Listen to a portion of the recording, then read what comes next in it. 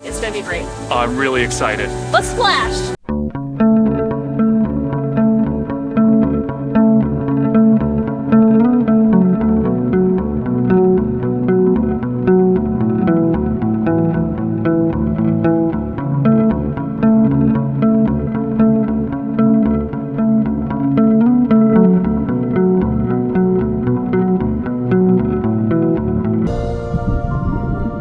When you get your first glimpse underwater, it's a little overwhelming. The pool is immense, and its depth is deceptive.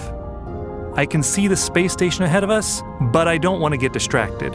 I need to concentrate on the work we need to do. The tanks on my back are heavy. Gaining my balance and finding my center of gravity underwater is a challenge.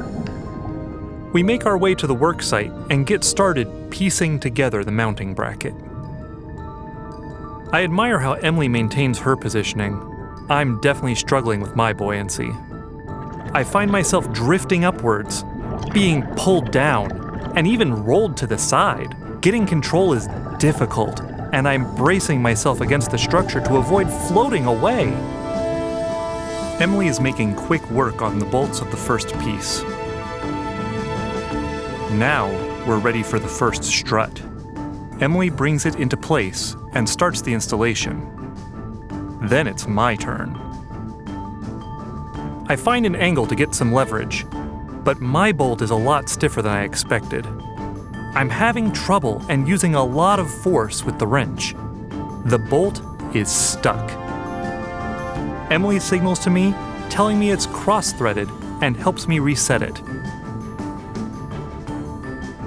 This time, it's much easier. Success! With a few more steps, the assembly of the solar array mounting bracket is complete. Emily takes me on a tour of the pool. We stop atop a module of the space station to watch a pair of divers lower a tool cart to the pool floor using balloons. They move effortlessly despite the heavy cargo. We enter the space station's airlock. It's larger than I had expected from watching spacewalks on TV.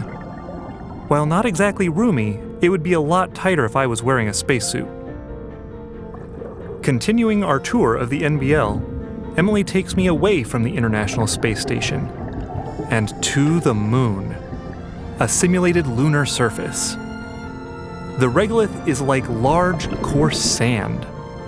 The team researched a special sand that would behave like real lunar soil in the water.